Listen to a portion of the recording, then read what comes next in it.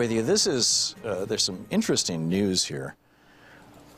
This first one is about Eric Schneiderman, the New York Attorney General, who has basically bailed, and in the wake of allegations from several women that he engaged in basically sexual violence against them, and choking, slapping, hitting, cursing, stuff like that, after drinking. We have not heard Schneiderman's side of this, although he denies all these charges, but, you know, it looks pretty bad. But now it's getting weird. Peter Gleason is an attorney in Mahopac, New York. I'm sure I'm not pronouncing that right. Mahopac, New York, however you say it. And he's written a letter to Judge Kimba Wood from the Southern District of New York, who is overseeing the whole Michael Cohen investigation, saying that back in 2013, he was contacted by two women, about a year apart, who had these allegations about Eric Schneiderman. And he advised them against going to the DA's office in Manhattan, saying that, you know, he won't investigate political corruption, and instead said you should call, well, he called this reporter, Stephen Dunleavy, and Dunleavy said you should talk about this with Donald Trump. And sure enough, Michael Cohen called this guy, this lawyer in upstate New York, called him, and or wherever it is in New York, and said, thank you for the information, or words to that effect. And now he's petitioning the judge, basically, to not allow that communication to go public if Michael Cohen's papers get published, is my understanding of it. And there's an article about this. There's several links to this on my Twitter feed right now. And there's an article about it over at lawandcrime.com titled, "Now We Might Know What Trump Meant in Cryptic 2013 Schneiderman Tweet." Because back in 2013, Donald Trump tweeted, "Weiner is gone, Spitzer is gone. Next will be lightweight Attorney General Eric Schneiderman. Is he a crook? Wait and see. Worse than Spitzer or Weiner." So has Trump had this in his back pocket all these years, and just when Schneiderman starts closing in on the Trump organization and their crime connections, he pulls it out and blows him up? Or was it just a total coincidence? I have no idea, but I think this whole thing is fascinating. Michael Avenatti, meanwhile, just tweeted out, "More to come." You know, he's just coming right out and basically threatening these guys. There's big stuff coming. Americans for Tax Fairness just sent out a newsletter. If you're not on their list, it's americansfortaxfairness.org, and you can sign up for their mailing list. And they say that tonight or today, when Trump gives his speech on pharmaceuticals, it's going to be tough talk, but it's going to be, there's going to be, well, in fact, he's going to be doing it in a few minutes. There's going to be nothing there. And then they go through the list. 5 of the 10 big pharma companies could save more than $6.3 billion in taxes in this year, 2018 alone, because of the GOP tax scam. The Pharma Big Ten will save $76 billion in taxes on their offshore profits alone. Only 2 of the Pharma Big Ten, Pfizer and Merck, have announced any quantifiable sharing of tax savings with existing employees through bonuses, wage hikes, or fringe benefit improvements. None of the other 7 corporations have announced plans to share their tax cut wealth with their employees. Pharma's Big Ten CEOs received total compensation in 2017 that ranged from 94 to 452 times what their average workers got. The CEO of Johnson & Johnson made 452 times what his average worker makes. And none of the big pharma, the Pharma Big Ten, have announced any plans to use their tax savings to reduce prescription drug prices. And, of course, Trump is not going to suggest that Medicare should be able to negotiate prices. It is very, very strange stuff, you know, what's going on. Finally, cutting this, Jared Bernstein, who was Joe Biden's economist in the White House. In fact, I met with him in the White House during the Obama administration. Jared Bernstein, great guy. And Hannah Catch, writing in the Washington Post today about Mother's Day, he said, this is what the Republicans have planned for Mother's Day for low-income mothers. House Republicans have proposed cutting more than $17 billion from the food stamp program, which helps struggling families put food on the table. SNAP reduces poverty and food insecurity, and it promotes families' long-term health and well-being. This proposal could cut more than 1 million families' SNAP benefits. The House is expected to vote on it next week. The Trump administration has also targeted Medicaid, which serves nearly 40 million women. After Congress failed to pass sweeping cuts to Medicaid last year, the administration has started letting states deeply cut their Medicaid programs through policies that take coverage away from adults who aren't able to meet work requirements. Down in Louisiana, for example, you're about to see 30,000 elderly people thrown out of nursing homes because the Republicans in that state want to cut Medicaid. The administration is also sabotaging the private insurance market, which will make it more difficult and more costly for women to find comprehensive health coverage. The Trump administration recently unveiled legislation that would raise rents by an average of 44% on more than 4 million low-income households with rental assistance, 3/4 of which are headed by women. I mean, this is the Republicans for Mother's Day are trying to kneecap mothers. I mean, that's what it comes down to. Amazing. I've got a little more news for you. We'll share a little later on in the program as time goes on. Tony in Fort Worth, Texas, listening to us on Sirius XM. Hey, Tony, what's on your mind today? Great show. Thank you, Tony. I figured out, not really figured out, but I purchased a handgun not too long ago, and it was brand new, and I was looking through it and the instructions and everything, and I noticed something very interesting. It's a card from the NRA that congratulates you on buying this certain brand of handgun, and in exchange, you're given a complimentary 1-year subscription to the membership to the NRA.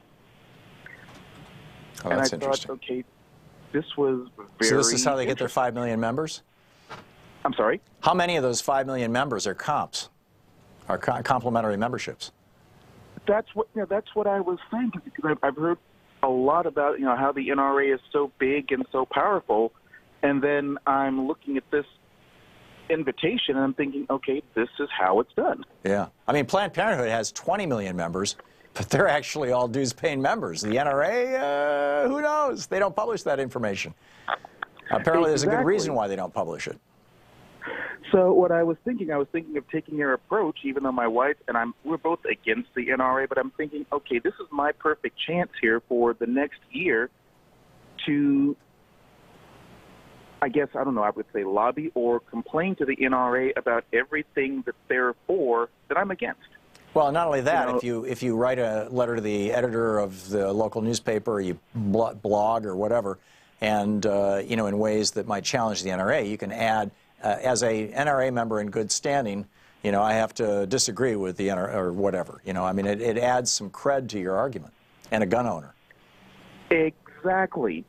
Like, why are they against better background checks? Why are they against this? And I'm looking, okay, this could be it now that you've got. And then when you go to the NRA website, it has National Rifle Association, and then I'm not sure if it's funded by the certain brand of handgun, or it's I guess it is owned. But I'm thinking, okay, this is just entirely too scary. Yeah. I'm sure that that's a cross-promotion deal between that handgun manufacturer, or the retailer rather, who sold you the handgun, the handgun manufacturer, and the NRA. So the retailer basically, unless you registered your gun and your warranty with the manufacturer. Did you do that, Tony? No, like I said, this invitation is actually. Oh, it's in the box with the gun? Yes, sir. Yeah, okay, so this is the manufacturer, which is who the NRA really represents, is doing that. Tony, I got to run, but thank you. This is the Thom Hartmann Program. Anything Goes Friday. Back with more of your calls right after this.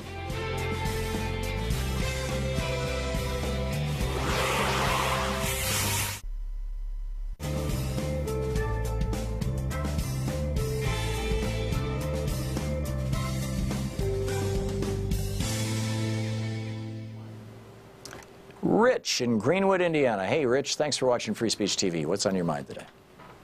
Thank you, Tom. I wanted to bring to attention, and correct me if I'm wrong, but when the document from Senator Dianne Feinstein was released, she's chairman of the Senate Select Committee on Intelligence back in 2014. The document that was released in December of 2014, Committee Study of Central Intelligence Agency's Detention and Interrogation Program, where we learned about James Mitchell's and Bruce Jesson's deconstructing of the SEER training, Survive, Evade, Resist, Escape. That document was available all over Capitol Hill, and that was 2014, President Obama. But it has been recalled, and I haven't heard that it was re-released. I heard that the copies were all hoovered up and are now in no one's office. And the point of bringing this forward as an important criticism is that as this Senate confirmation hearing has been going on for Agent Haspel, no one has had access to that document to inform them with expert opinion of the study about this situation and how to craft a hard question that should be, backed up with this kind of resource, as Haspel is just sitting there with a smirk on her face, right, deflecting. That's interesting. I had no idea. So this is the report that laid out the damage that was done to U.S. intelligence by our torturing people, if I recall correctly. Is that right? That's my recollection. Yeah.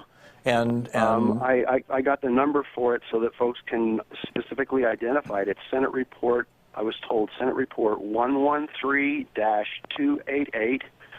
It was the 113th Congress. Have you called Feinstein's office and asked if they have a copy? I called Feinstein's office and said, what the fudge, and what are we going to do? Right. And the person said, the senator worked very hard on that, and I said, and do remember that the agency broke into her computers as that thing was being created, and nobody was adequate outrage about having been cyber attacked by our own intelligence. I had forgotten that. You're absolutely right. The CIA cracked her computer illegally. Well, it's a mess. And was never held to account for it, to the best of my knowledge. And let me offer this as a perspective real quick, please, and that is all of this happened in the previous administration. This is before Trump landed. Imagine how emboldened all of those bad actors are now, and you see people coming out of the woodwork to make statements about torture works, and by golly, I'd have it in a heartbeat. And right. Yeah, Cheney is back. Yeah. There's a heartbeat that exists in order to imprison it. Yeah. And that is Dick Cheney. Dick Cheney is a frickin' war criminal, and he belongs in a cell. I agree. Rich, thanks for the call. I'll have to learn a little more about this, but that sounds ominous. I appreciate the call. We'll be back.